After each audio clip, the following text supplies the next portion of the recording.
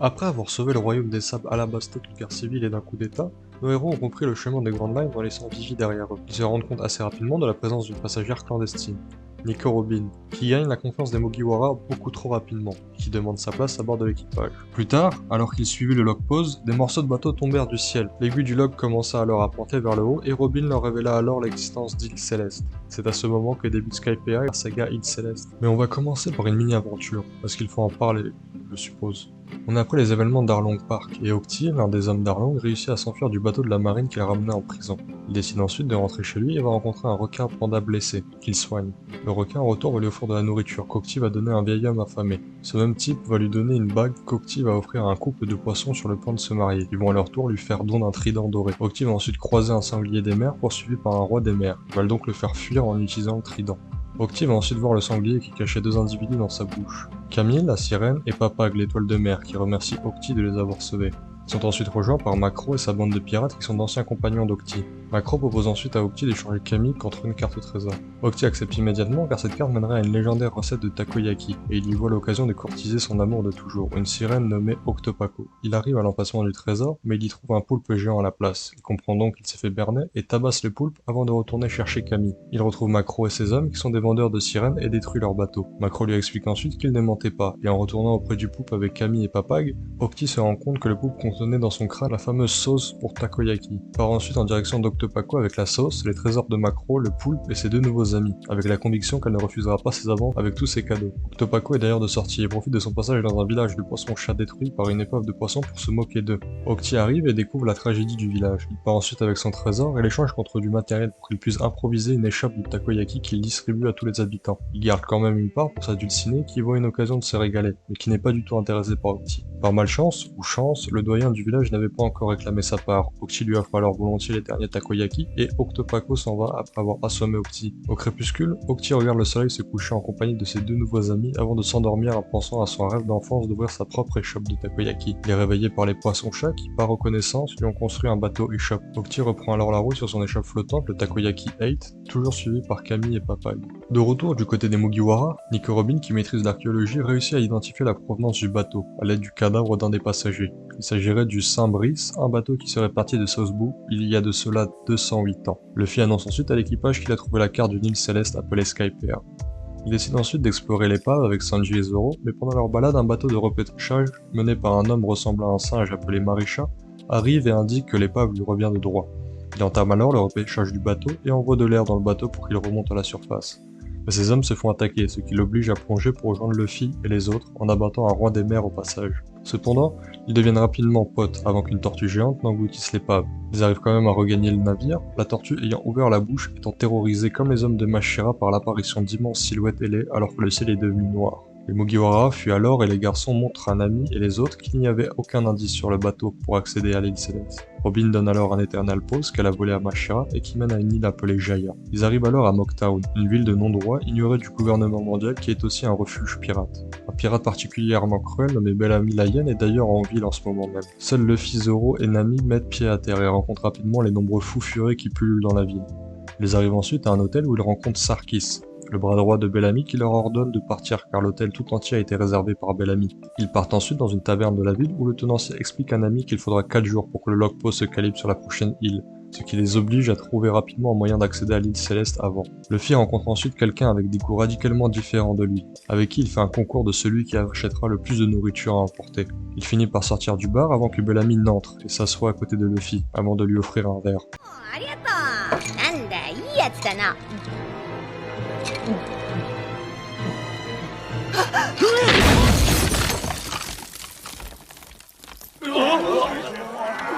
やりやがった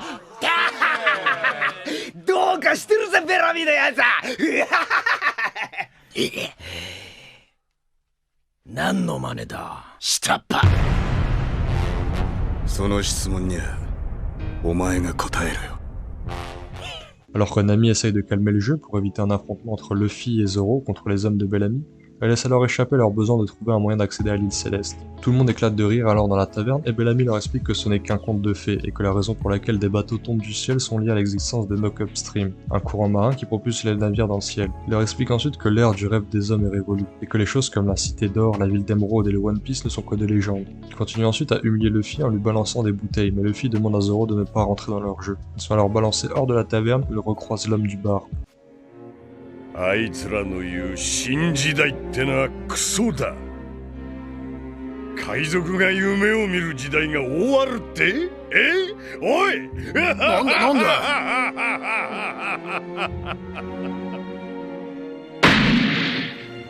人の夢は終わらねえ。行くぞ。ええ。ルフィ？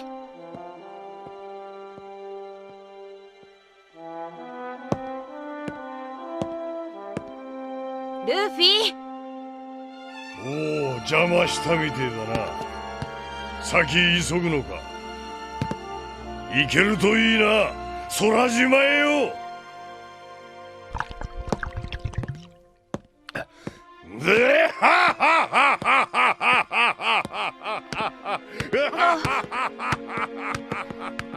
ねえ、あいつ空島について何か知ってたのかも。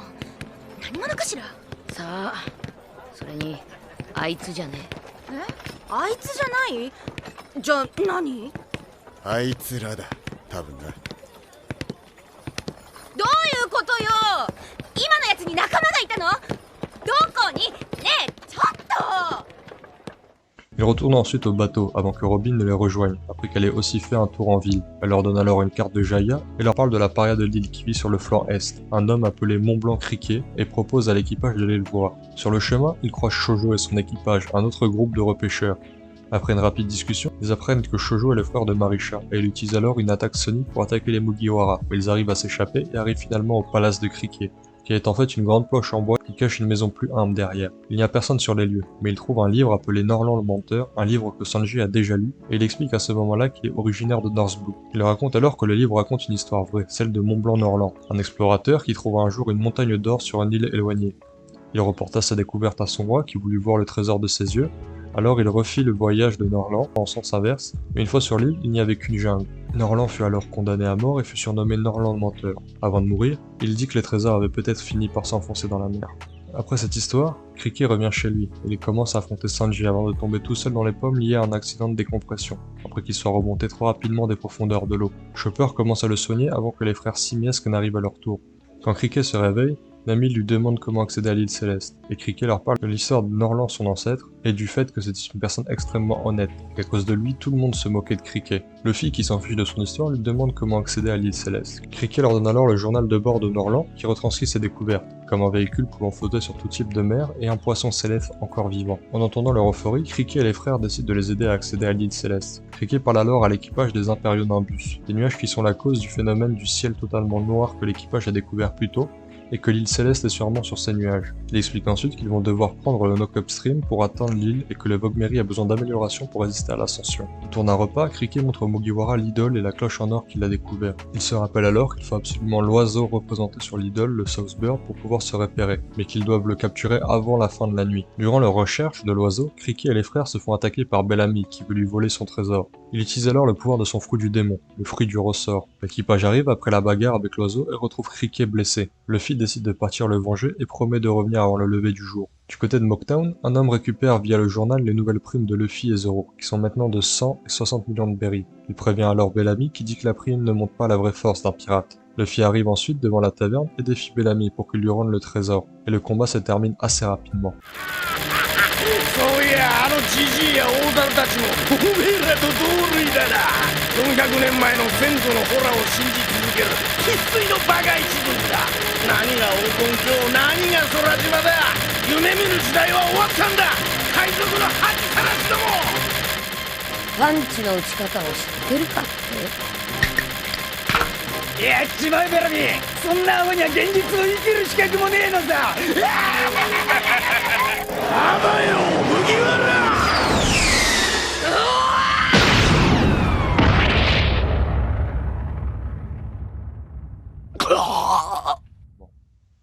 Après la dérouiller, l'équipage de Manami rend le trésor à Luffy, et avant qu'il parte, Sarkis lui demande où il compte se rendre maintenant. どうしたおい麦わらどこ行くんだどこって？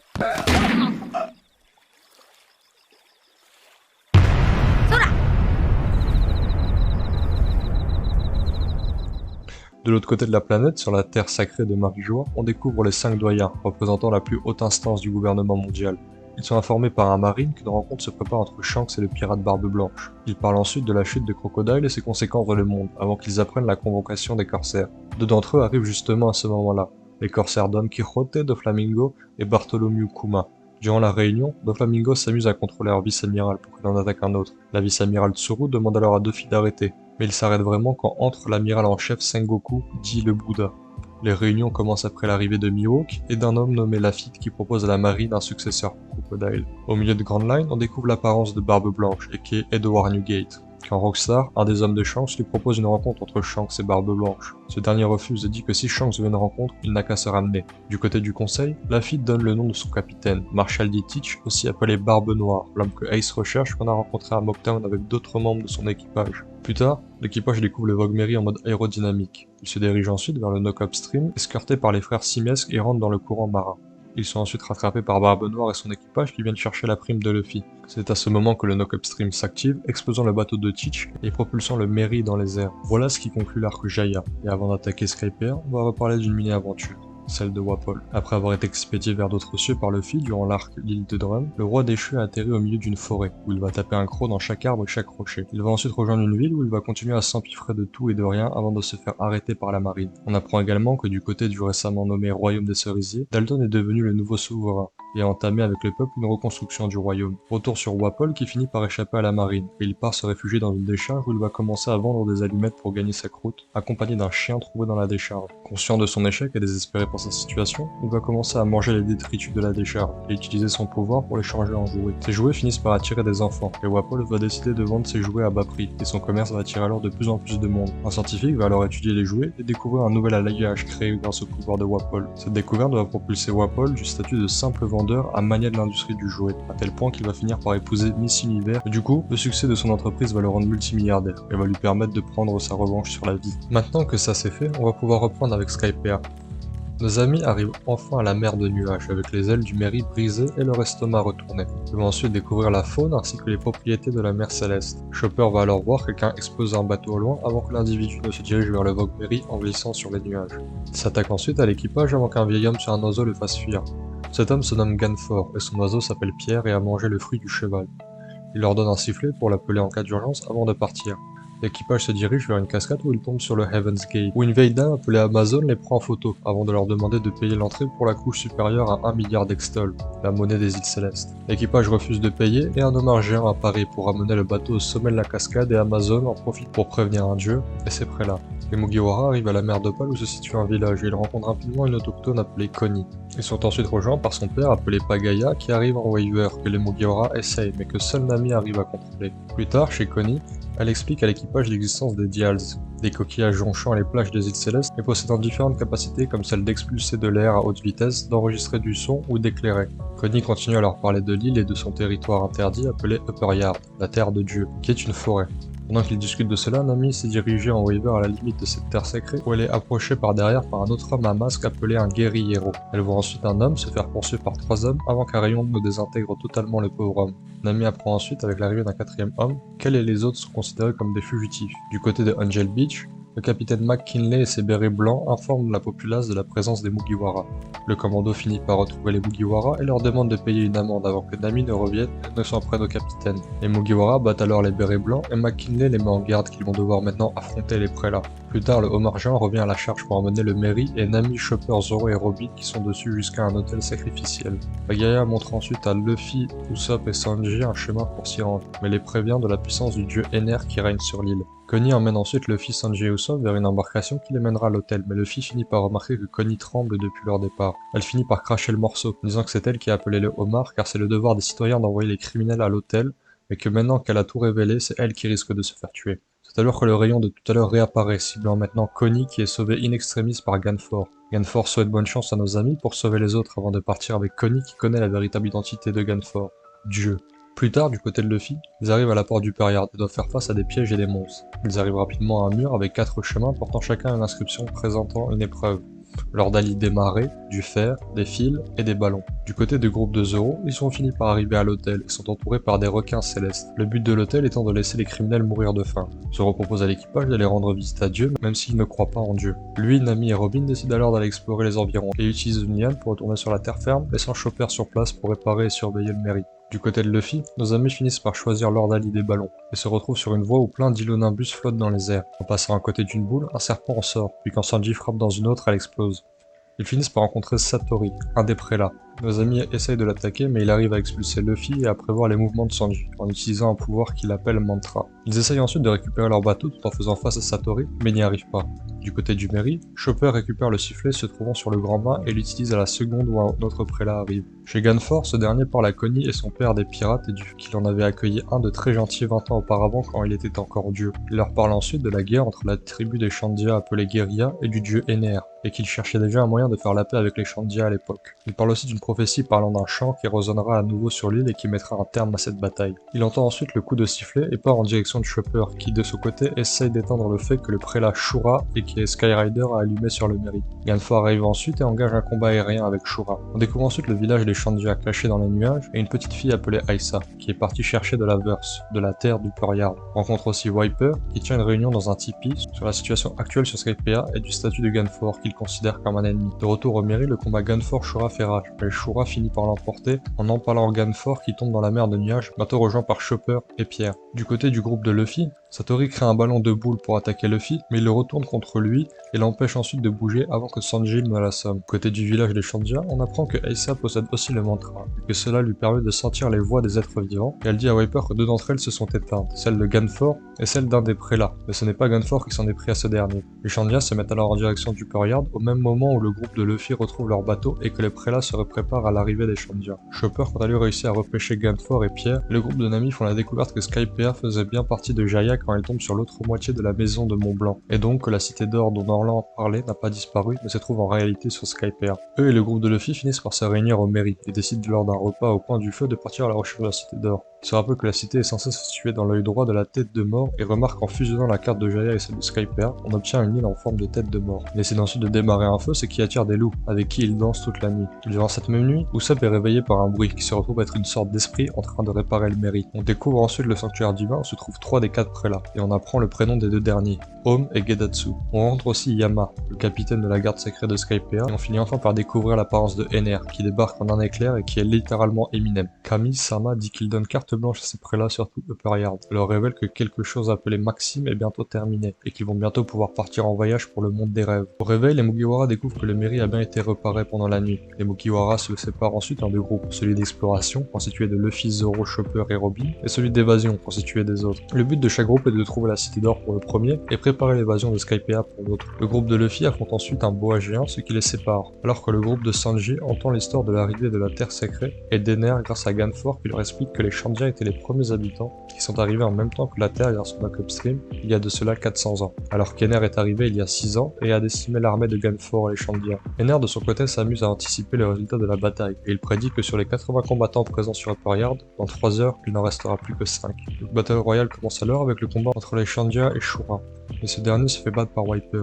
Du côté du groupe d'évasion, Ganfor explique à l'équipage le côté offensif des Dials, ainsi que le mantra qui serait une capacité permettant d'entendre la voix des êtres vivants, Ener étant l'utilisateur le plus puissant de cette technique. On apprend aussi que Yama et la garde sacrée sont présents sur le champ de bataille, garde sacrée qui attaque les différents membres du groupe d'exploration. Zoro engage également un combat avec un Shandia alors que le groupe d'évasion se retrouve face à Ener en personne qui grille Sanji et Usopp. De son côté, Luffy affronte Wiper alors que Chopper engage un combat contre Gedatsu au milieu de ruines. Chopper finit par le battre et Gedatsu s'enfonce dans son propre sol mouvant, ce qui le fait sûrement tomber de l'île céleste. Le groupe d'évasion affronte ensuite Otori et Kotori, les frères de Satori, qui utilisent différents types de Dials mais ils se font battre par Ganfor et Nami. Pendant ce temps, Connie et son père rattrapent le mairie, après avoir trouvé Aisa qui n'en peut plus d'entendre les voix sur le Périard s'éteindre les unes après les autres. De son côté, Robin fait face à Yama pour son premier gros combat dans l'équipage des Mugiwara. Il s'agit d'un combat d'idéologie entre elle, qui est amoureuse de l'archéologie, et lui qui en a rien à faire du passé. On apprend peu après le véritable pouvoir d'Ener, qui est la foudre, quand il électrocute Kamakiri. Robin utilise son fruit pour assommer son adversaire avant de le balancer d'une falaise, et elle arrive ensuite aux ruines. Chopper lui a escaladé la plante qui se trouve au milieu de la cité, et il tombe sur le prélat Home qui s'attaque à lui.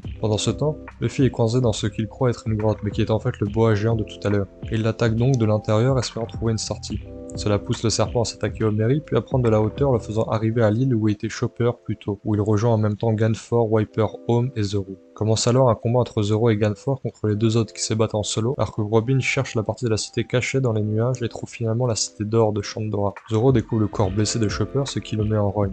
Des gardes sacrés et des Shandia arrivent ensuite sur l'île, ainsi que Nami et Aisa. Ganfor essaie de les sauver, mais ils se font avaler par le boa géant. Home crée ensuite une barrière en fer tout autour de la zone de combat, et c'est à ce moment que Lucky arrive pour prévenir Wiper du pouvoir des nerfs, et ce dernier arrive pour l'électrocuter avant de disparaître. Dans le bois, Nami et les autres retrouvent Luffy, pendant que Wiper à l'extérieur essaye de faire recracher le serpent géant. Zoro lui continue à affronter Home qu'il finit par battre. De son côté, Robin découvre un poneglyphe et se retrouve nez à nez avec Ener. Elle lui demande où se trouve l'or et Ener répond qu'il l'a emporté. Elle lui parle aussi d'une cloche en or, mais Ener n'avait pas conscience de l'existence de celle-ci. De l'autre côté de l'île, Connie et son père sont prévenus par un soldat de l'armée divine du plan d'Ener, consistant à envoyer Skypiea s'écraser sur la mer Bleue pendant qu'il s'enfuira à bord de son arche, l'arche Maxime, un engin capable de parcourir les cieux. C'est après ses aveux qu'un autre rayon apparaît du ciel, frappant le soldat et Pagaya de plein fouet. Ener réutilise son pouvoir pour frapper l'île sur laquelle se trouve Zoro, et Robin comprend qu'Ener a mangé le Logia de la foudre. La destruction de l'île et la chute du bois permettent à Nami et Ganfor de s'échapper de son ventre, avant qu'il ne se fasse foudroyer à son tour. Robin, Zoro, Ganfor et Wiper entament alors le combat contre Ener, mais personne ne peut faire quoi que ce soit face à son pouvoir de la foudre, autant offensivement que défensivement, et Ganfor se fait vite électrocuter.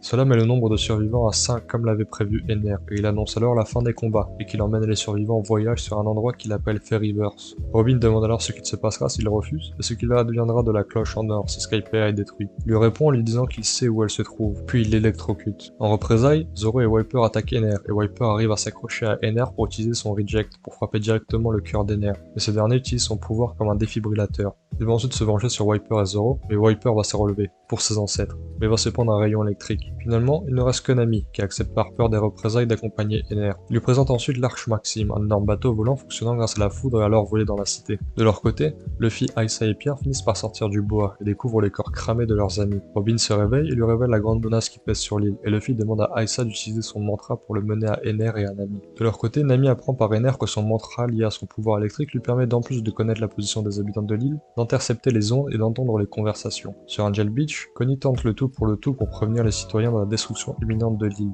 Elle doit donc faire face aux bérets blancs et aux habitants qui ont toujours peur du dieu Ener. Elle leur demande alors de se rendre à Cloud End pour abandonner l'île et se mettre en sécurité. Du côté de l'Arche Maxime, Luffy arrive enfin et rencontre Ener. Il entame directement le combat mais Ener le foudroie, sans hésitation.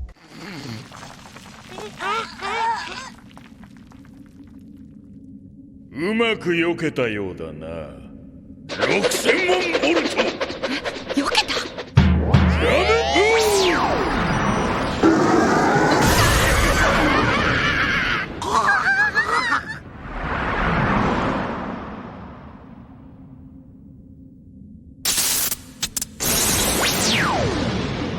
1億ボルト。ホーリー。そうよ。少し考えればわかることだったのよ。ルフィに雷は効かない。ゴムだから。いい加減にしろ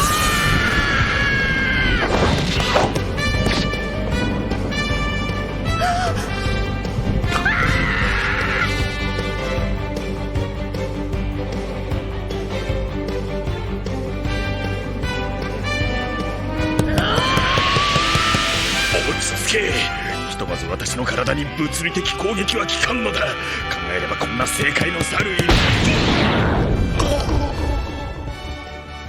完全に雷の力。 Ener est finalement tombé sur son ennemi naturel, un homme en caoutchouc qui n'est donc pas un conducteur électrique. Ener a bien sûr aucune idée de ce qui se passe, le caoutchouc n'étant pas trouvable sur la mer d'Opale. Ener ne se laisse pas décourager et utilise son bâton en or, qu'il transforme en trident pour attaquer Luffy. Il découvre alors sa faiblesse aux armes tranchantes. Ener entame ensuite le démarche de l'Arche Maxime. L'engin est capable de générer d'énormes nuages d'éclairs destructeurs. Pour faire face à la capacité d'Ener d'anticiper ses coups, Luffy va déconnecter son cerveau pour esquiver les attaques. Cependant, il ne peut pas attaquer dans cet état. Luffy va ensuite l'attaquer avec plein d'attaques, ce qui lui inflige beaucoup de dégâts. Ener décide ensuite de remodeler de l'or autour du bras de Luffy pour le faire tomber de l'arche. Ensuite, Sanji et Usopp essaient de s'infiltrer sur le bateau, puis Usopp tente de défendre Nami des attaques d'Ener. Finalement, Ener les attaque avec un autre rayon, mais Sanji s'interpose. 悪いな。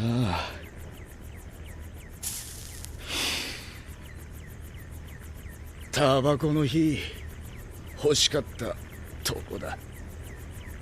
それとなんだ。ああ、吠え面かきやがれ。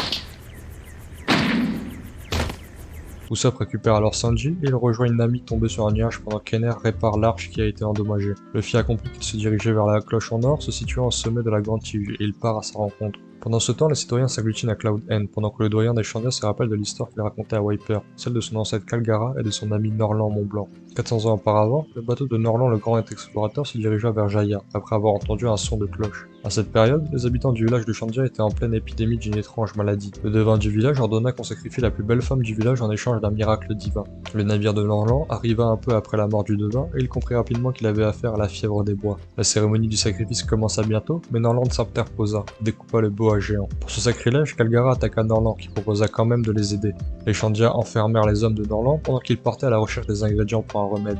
Malheureusement, un glissement de terrain le bloqua entre deux plaques de terre, et Kalgara ne l'aida pas. Le temps passant, les Chandia emmenèrent les hommes de Norlan à l'hôtel sacrificiel. Norlan révéla alors qu'il possédait le remède dans sa main quand un autre boa géant arriva. Il proposa ensuite à Kalgara de confronter ce qu'il considérait jusqu'alors comme un dieu. Après cela, Norlan sauva le village, et lui et Kalgara devinrent amis. Kalgara emmena ensuite Norlan et ses hommes à la cité d'or et leur permit d'emporter tous les trésors de la cité qu'ils souhaitaient, à l'exception de la cloche d'or et le poneglyphe qu'elle protège. Les jours suivants, Norlan apprit au village ses connaissances et apprit d'eux en même temps. Finalement, leur amitié se brisa quand les hommes de Norlan coupèrent des arbres totems. Kalgara ne voulut plus adresser la parole à Norlan et finalement le jour de son départ arriva. Et Mousse, la fille qui devait être sacrifiée, annonça à Kalgara que si Norlan avait découpé ses arbres, c'est parce qu'ils étaient également atteints de la fièvre des bois. Kalgara comprit son erreur et fit faire sonner la cloche avant de rejoindre la plage pour demander pardon à Norlan et de revenir le voir un jour. Finalement, Norlan rentra chez lui, et tout se passait comme dans le conte de Norlan le menteur. Il ramena son roi sur Jaya, la cité n'était plus là, causant son exécution. Mais un an avant son arrivée, la moitié de Jaya fut envoyée dans les airs par le Nokop Stream. Les Chandia furent chassés de l'île par les habitants de Skypiea et leur ancien dieu.